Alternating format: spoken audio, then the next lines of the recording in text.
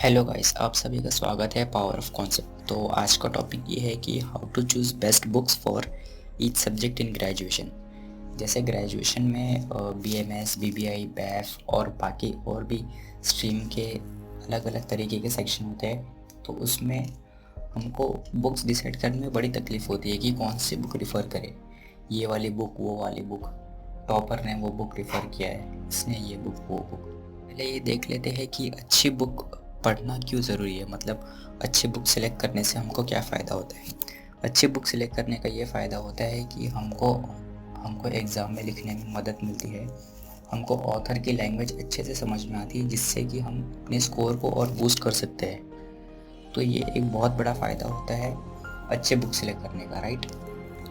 But हमको books की important तब समझ में आती है, उसकी कीमत तब समझ में आती है जब हम सेमेस्टर 5 या 6 में होते हैं। तब हमको पता चलता है कि अच्छी बुक पढ़ने से हमको कितना फ़ायदा होता है। तो अगर आप सेमेस्टर 1, 2, 3 या 4 में भी हो तो आपको एक अच्छी बुक सेलेक्ट करना आना चाहिए।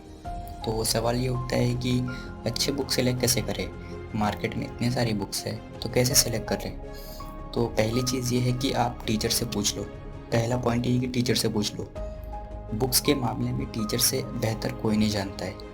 आपको बस फैकल्टी को इतना बोलना है कि मैम, मैं एक एवरेज स्टूडेंट हूँ, पर आप प्लीज़ मुझे कोई एक अच्छी सी बुक रेफरेंस दो अच्छी बुक के लिए। मुझे ये अच्छे से पता है कि टीचर्स को भी बुक्स पे कमीशन मिलता है, लेकिन अगर आप ये बात बोलोगे कि मैं एक एवरेज स्टूडेंट हूँ, तो वो मैम को हिट कर जाएगी या फिर सर को हिट कर जाएगी कि अरे नहीं, ये एवरेज स्टूडेंट है, इसको कोई अच्छी बुक देना ही पड़ेगा। तो वो आपको एक अच्छी बुक बताएंगे। और सेकंड पॉइंट ये है कि विज़िट बुक स्टोर।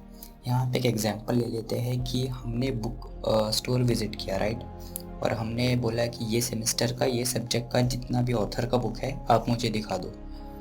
तो वो आपको बुक का पहाड़ नहीं ला के देगा, आपको बहुत सारी बुक नहीं ला के देगा। वो आपको कुछ 4 से 5 बुक ला के दे देगा अलग अलग ऑथर की।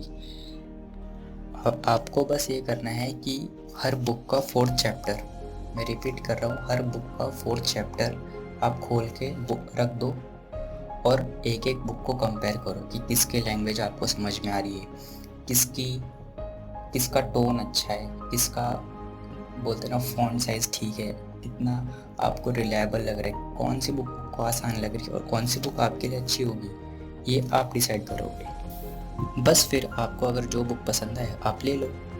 थर्ड चीज़ ये है किसी भी बुक को सिलेक्ट करने से पहले कि उस बुक के पीछे पास्ट ईयर के क्वेश्चन पेपर है या नहीं, ये आप ज़रूर चेक करना। क्योंकि बहुत सारे ऑथर ऐसे होते हैं जो बुक के पीछे क्वेश्चन पेपर देते हैं, बट कुछ ऑथर ऐसा नहीं करते। तो आपको ये चेक करना है कि आपको उस बुक के पीछे पास्ट ईयर के क्वेश्चन पेपर है कि नहीं, वो ज़रूर से ज़रूर चेक करना है। यहाँ पे एक और प्रॉब्लम ये आ जाती है कि लेट्स से आपको एक बुक पसंद आ गई, राइट, लेकिन उसके पीछे क्वेश्चन पेपर नहीं है।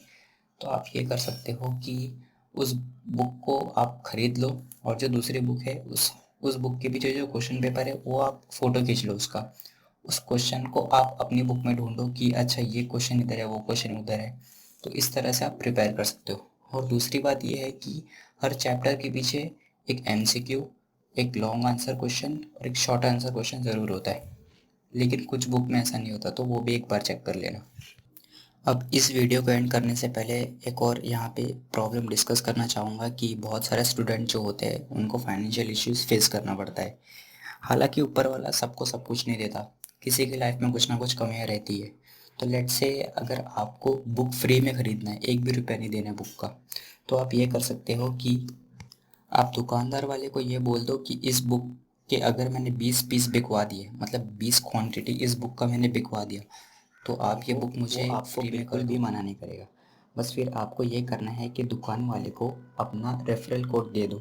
रेफरल कोड देने का ये मतलब है, लेट्स से आपका नाम राघव है, तो आपको एक पेपर पे RA1010 करके लिख के उस दुकान वाले अंकल को दे देना है।